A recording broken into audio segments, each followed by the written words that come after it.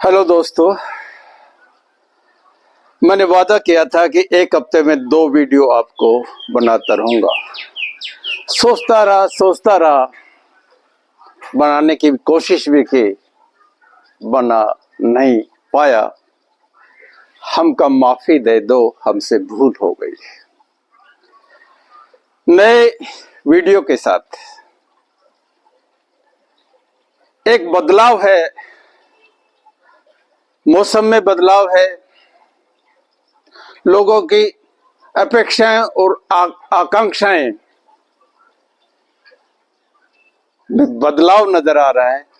और तो और सियासत और राजनीति में भी बदलाव है। क्या लोगों ने अपेक्षाएं की थी, उनके ऊपर हमारा राजतंत्र ठीक उतर रहा है और इसकी दूरगामी जो बातें हैं, जो प्रभाव करने वाले हैं हमारे भविष्य को, उनके बारे में चर्चा करेंगे। सीधे सीधे क्या वर्तमान सरकार का इकबाल गिर गया है? क्या वर्तमान सरकार का इकबाल चोरी हो गया है? क्या वर्तमान सरकार ने अपना इकबाल खो दिया है?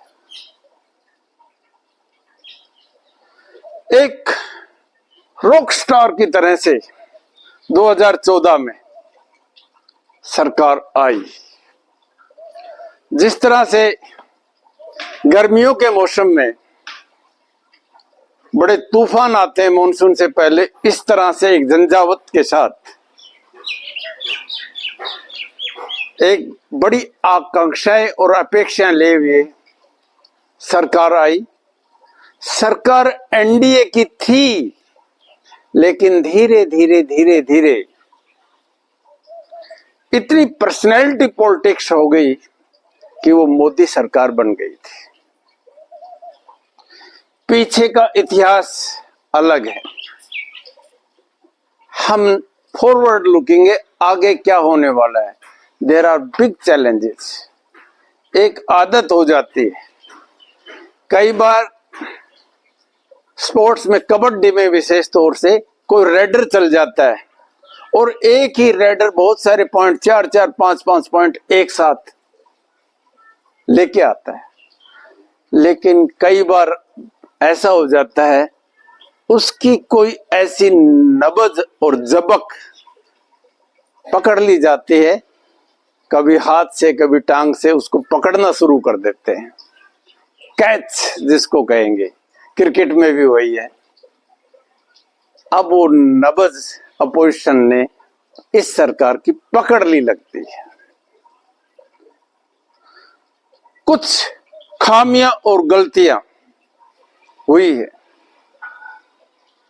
और लोग कम से कम हिंदुस्तान के इस तरह के परिवर्तन को जितनी समझदारी से, जितनी रेस्पॉन्सिबिलिटी से अपने फ्रेंचाइज, अपने वोटिंग राइट को यूज करते हैं, वो मिसाल है।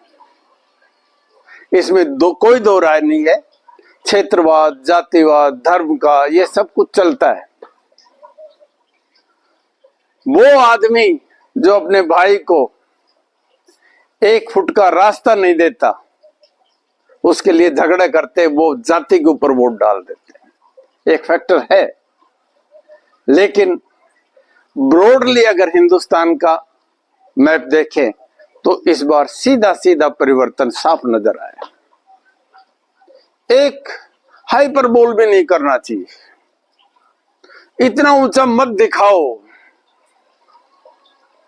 कि जब रिजल्ट आए तो ज्यादा बदनामी को सहन करना पड़े। क्या जरूरत थी 400 पार करने की? इतना नीचे जब ग्राफ आया तो ये लगने लगा कि ये हार भी अपमान वाली हार है। एक आदमी को शेयर करने की जब आदत नहीं रहती, ये उसी तरह की बात होती है जैसे किसी घर में एक ही बच्चा और सारी चीजें उसी को मिलती हैं, वो बंटवारा ही नहीं करना जानता। वही बात इस सरकार के साथ होगी। इसके साथ में जो मिले हुए हैं उनके ऊपर हमेशा स्थायी रूप से दबाव बनाए रखने से या उनको कमजोर करने से एक कोऑपरेटिव फेडरलिज्म की कंसेप्ट है वो कमजोर हो गई। एक प्रजातंत्र में पुलिस राज,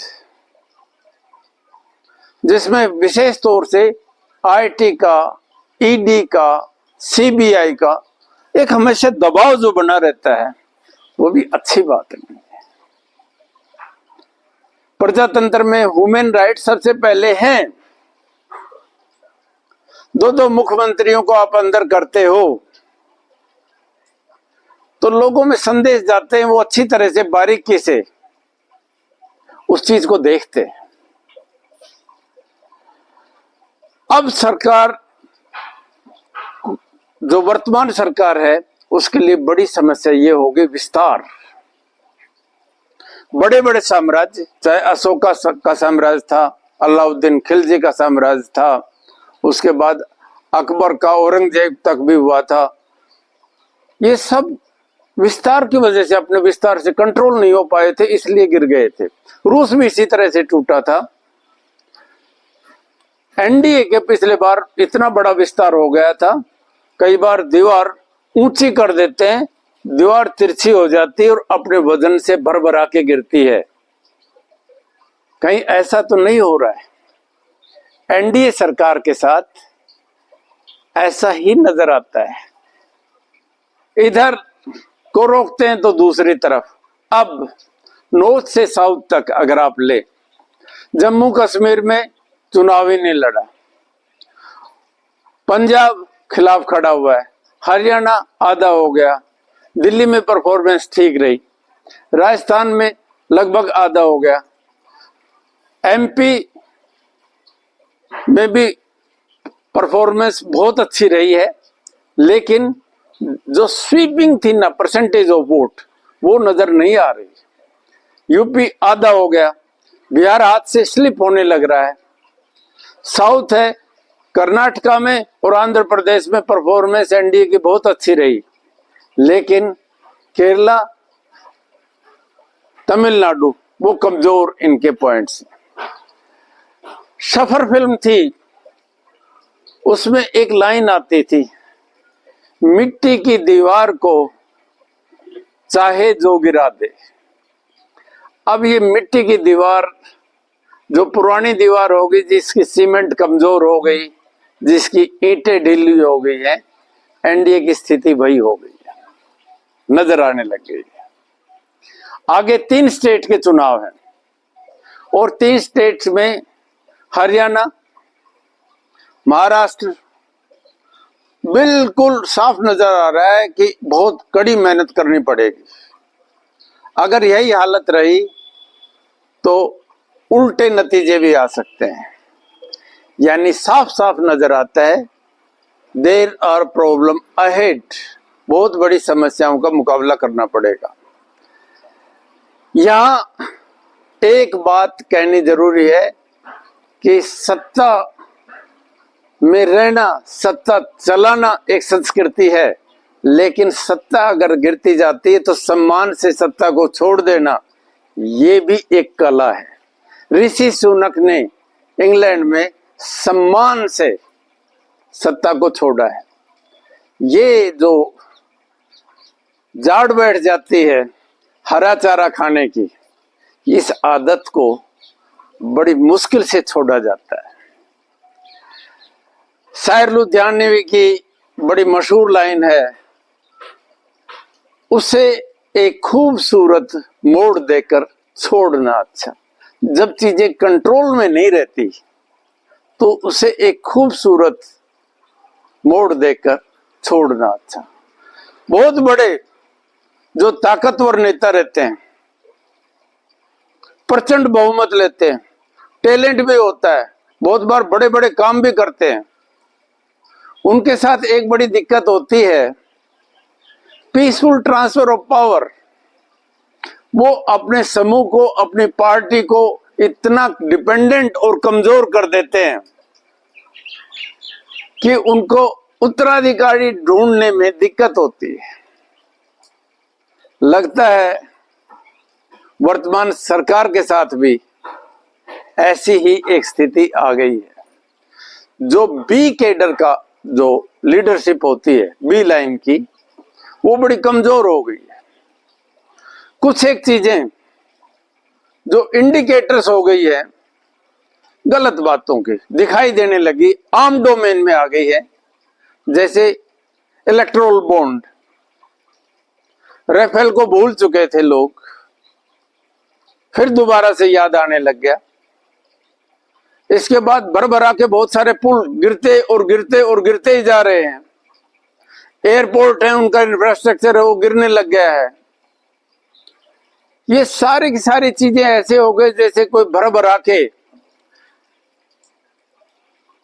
कोई स्ट्रक्चर गिरता है।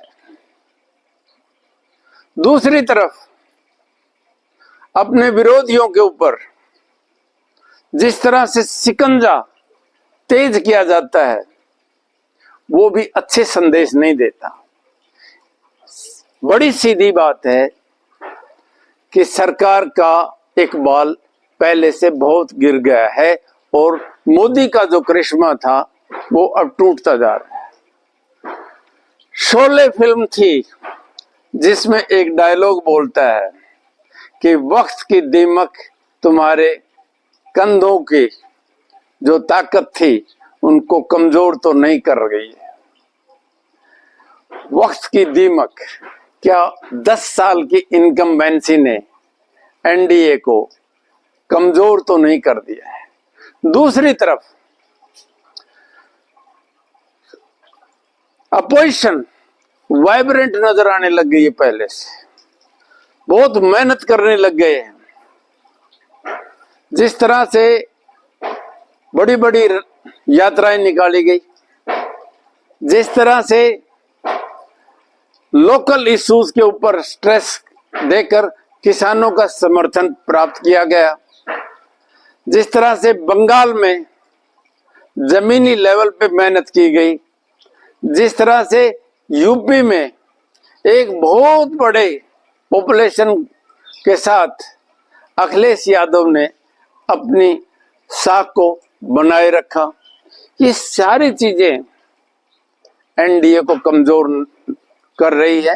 और समय रहते अगर चीजें ठीक नहीं की तो जिस तरह से टेंट लगा हुआ एक एक पिलर गिरने लग जाता है, एक टूटा दूसरा तीसरा।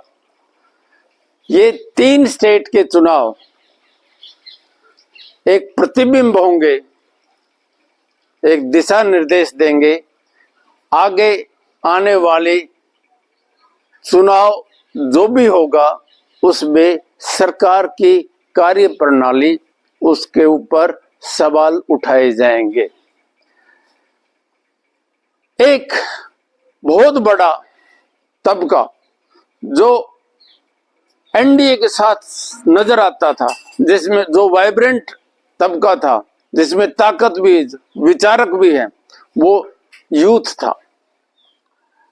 और नीट की परीक्षा, 1 अनएम्प्लॉयमेंट की rate, 2 high inflation rate, 3 unsecured job, 4 इन्होंने यूथ को निराश किया है।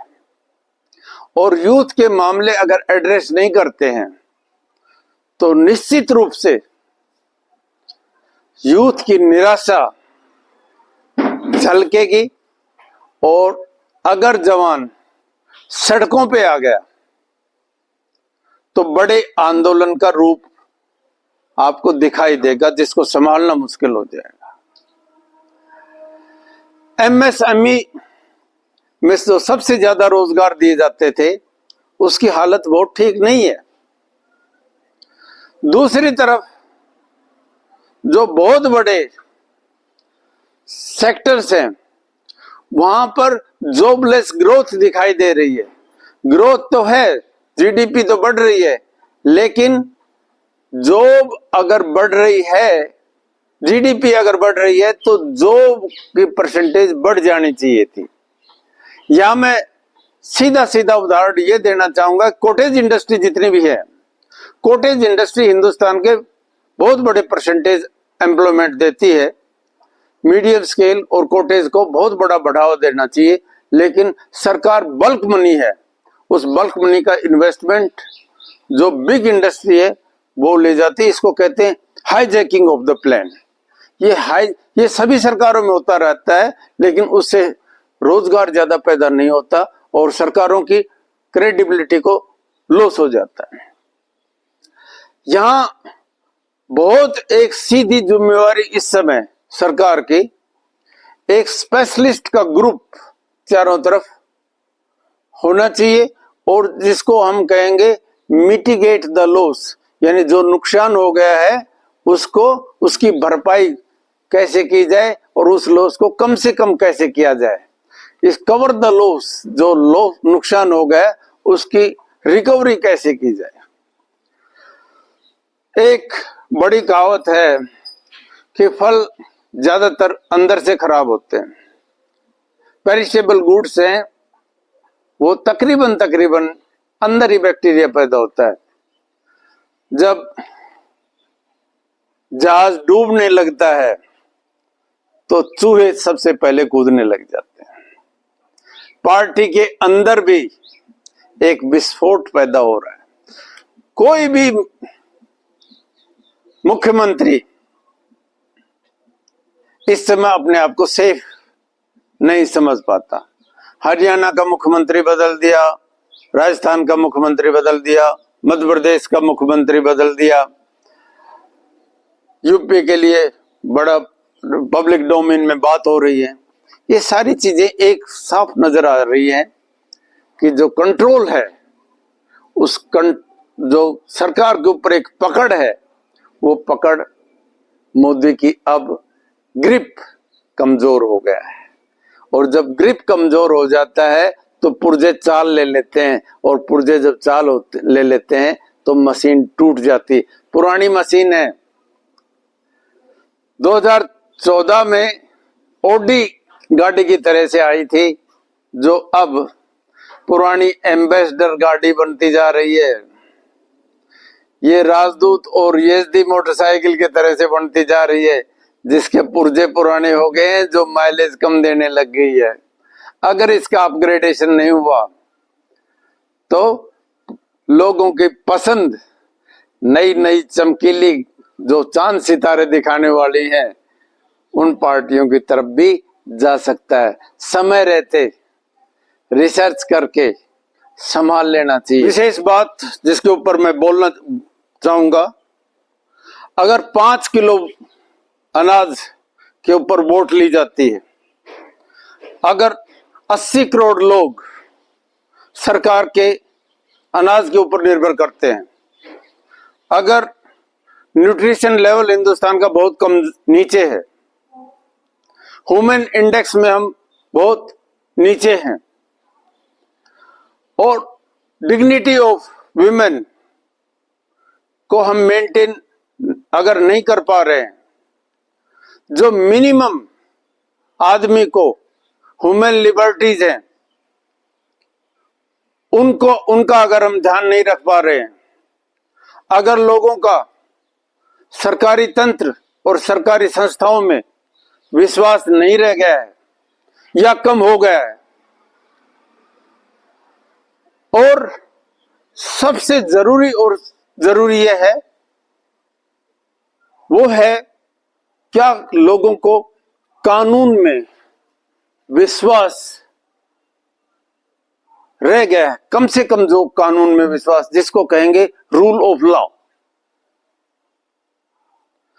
इन सारी चीजों में गिरावट जरूर नजर आ रही है। जब चुनाव चल रहा था, इलेक्शन कमीशन के ऊपर उंगली उठाई जा रही थी।